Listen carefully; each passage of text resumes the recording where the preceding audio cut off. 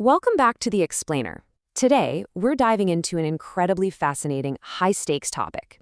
We're going to unpack this complex intersection where reproductive technology, medical marketing, and the sheer mind-bending resilience of human biology all crash into one another.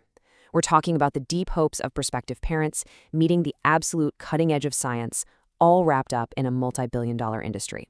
If you love getting into the weeds of complex, real-world medical ethics and biology, you are definitely in the right place. We're focusing on in vitro fertilization, specifically zooming in on a highly controversial genetic testing procedure known as PGT-A, and the absolute behemoth of an industry that's grown around it. So, what if the ultimate IVF safeguard is actually tossing out perfectly healthy embryos? I know, it sounds completely counterintuitive, right? But for anyone navigating IVF, or if you know someone who has, you know it's already an incredibly grueling marathon. It taxes you emotionally, physically, financially. People dedicate months, sometimes years of their lives, spending tens of thousands of dollars, just desperately wanting to do every single thing right to ensure a healthy pregnancy. But what if the very technology being sold to them as the ultimate safety net is actually resulting in the tragic discarding of perfectly viable embryos? It's a heavy premise, but as we're about to see, it's a very, very real possibility. Okay, let's dive into this. Here is our roadmap for today. First, we'll look at the fear of aneuploidy. Second, how the PGT-A illusion is sold to patients. Third, we'll do a harsh reality check on the clinical efficacy. Fourth, we'll explore misdiagnosis and the legal backlash. And finally, we'll end on the absolute miracle of embryonic self-correction. Section 1. The fear of aneuploidy. Let's talk about the psychological toll of advanced maternal age. To really understand why this testing technology has become so massive, we have to start with empathy. We have to look at the very real, deeply human anxieties that prospective parents are dealing with.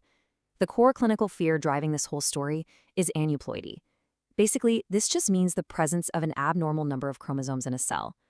Think of chromosomes kind of like the chapters in a giant instruction manual for building a human being. Aneuploidy means a chapter is missing, or maybe an extra one got printed by mistake. And as maternal age increases, specifically for women over 35, the risk of embryos developing this naturally goes up. That in turn heightens the risk of miscarriages or chromosomal conditions like trisomy 21, which we know is Down syndrome. So this isn't just a clinical data point. It's a massive, looming psychological burden for parents who are already totally drained by the IVF process. But hey, it's not just biology at play here, is it? It's society. Major socio-demographic shifts are turning up the heat on these anxieties all over the world. We're seeing this massive global trend of delayed childbearing and declining fertility rates. That basically means parents feel like they have far fewer chances to get it right. And this pressure gets even more intense depending on where you are. In East Asian Confucian cultures, for example, there's a heavy cultural emphasis on family lineage, filial piety, and academic excellence. That places this immense, almost suffocating pressure on prospective parents to produce what society deems perfect offspring.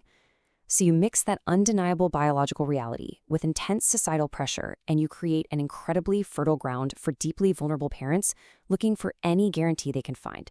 Section 2. Selling the PGT-A illusion. How the industry markets fear. So how exactly does a multi-billion-dollar medical industry respond to those deep-seated parental fears? Well, they respond with aggressive, fear-based marketing. Pre-implantation genetic testing for aneuploidy, or PGT-A, is an invasive procedure where a developing embryo is actually biopsied to screen for chromosomal abnormalities before it's ever transferred to the uterus. And the industry leans hard into parental anxiety, marketing this test as an absolute must-have safeguard to, quote-unquote, have your best baby. They frame it in a way that makes patients feel almost morally obligated to opt in, totally terrified of miscarriages or genetic disorders if they don't. Shockingly, the source material even notes that some of these genetic testing companies have used unauthorized images of children with Down syndrome in their promo materials. They're deliberately framing the condition as a tragic outcome and weaponizing the stigma around disability just to drive sales. Through tactics like this, clinics have taken what is fundamentally an experimental procedure and dressed it up as a perceived standard of care. To put this into perspective, let's compare PGT-A to another option, NIPT, or non-invasive prenatal testing. PGT-A is highly invasive. It's done before the embryo is even implanted, and it adds thousands and thousands of dollars to an already staggering IVF bill.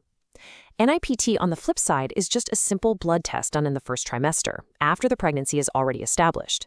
It analyzes cell-free fetal DNA right in the mother's bloodstream. It's way cheaper and completely non-invasive. But, as our source points out, NIPT is just a screening test, not a diagnostic one. So while it's great at catching common aneuploidies, it has a pretty low positive predictive value for rarer conditions, meaning it's definitely prone to false positives. And a false positive can cause horrific, completely unnecessary anxiety for parents, often leading to risky, invasive follow-ups like an amniocentesis.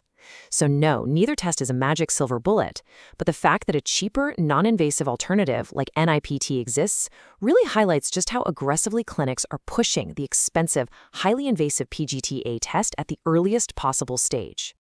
Moving on to Section 3, the efficacy reality check. Let's look at the data versus the claims. Now, what's really interesting about this slide is how the hard clinical data completely contradicts the industry's flashy marketing promises. When we actually look at large-scale randomized controlled trials, the results are kind of shocking. The STAR trial, which was a massive multi-center study on PGT-A, completely failed to show any significant improvement in ongoing pregnancy rates across all age groups. Then there's a recent pilot RCT focusing specifically on women aged 35 to 42. It found zero significant difference in live birth rates compared to just having an embryologist pick the best-looking embryos under a microscope. And a massive study of over 1,200 patients showed PGT-A did not yield better cumulative live birth outcomes. Critics argue that PGT-A doesn't magically improve embryo quality. Actually, scratch that. It's more like it acts as a risky purification procedure. Think about it. To biopsy an embryo, embryologists literally have to use a laser and a micropipette to physically extract cells from a developing organism. That introduces a very real risk of actively damaging a fragile, completely viable embryo during the test itself. Section 4. Misdiagnosis and legal backlash. The real-world cost of high misdiagnosis rates. When a promised standard of care gets the science wrong, the fallout is devastating. Studies are now suggesting that PGT-A might be inaccurate in up to 40% of cases. 40%. How is an incredibly expensive, highly marketed medical test getting it wrong nearly half the time? Well, it all comes down to cellular geography. A PGT-A biopsy only samples a few cells from the outside layer of the embryo, which is called the tropectoderm. It's kind of like sampling the rind of an orange to judge the fruit inside.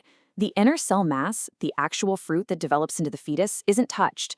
The industry just assumes this outer layer perfectly matches the inner mass, but the sources show this is a fundamentally flawed assumption. Because of this massive blind spot, clinics are routinely misdiagnosing embryos, leading to the tragic discarding of up to 40% of embryos that might have actually been perfectly healthy. Just let this number sink in for a second. 56 million Australian dollars.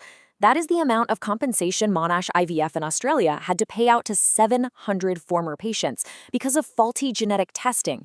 This is so much more than a clinical oversight. It's an unimaginable emotional tragedy. Imagine spending your life savings enduring all those hormone injections and surgeries, just waiting and waiting, only to finally get a viable embryo. Then a clinical test flags it as abnormal. You trust your doctor, so you discard it, only to discover later that the test was scientifically flawed. You might have thrown away your only chance at a family, a perfectly healthy baby, all based on a false positive. The emotional and financial destruction of a realization like that, it's literally immeasurable. So the crucial point is that because of these inherent limitations, we're now seeing massive class action lawsuits filed against some of the biggest genetic testing giants out there, including iGenomics and Cooper Genomics. Plaintiffs are bringing forward intense allegations of consumer fraud, breach of warranty, and deceptive marketing. They're claiming these companies falsely advertise PGT-A as a proven, completely reliable way to increase IVF success, when the clinical trial data we just walked through clearly shows otherwise. The devastating toll this takes on patients who are medically advised to throw away embryos perfectly capable of becoming healthy babies, is just absolutely heartbreaking. And it's thrown the entire practice of routine embryo testing into some very serious legal jeopardy.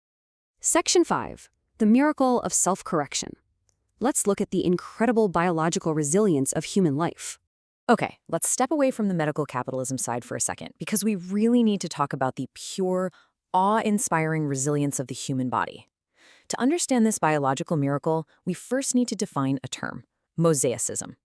Mosaicism happens when a single embryo contains a mixture of both normal cells, which are euploid, and abnormal cells, which are aneuploid. The issue is that the PGT-A test works on this rigid, binary classification. It basically assumes an embryo is either entirely normal or entirely abnormal. But biology is rarely binary, right?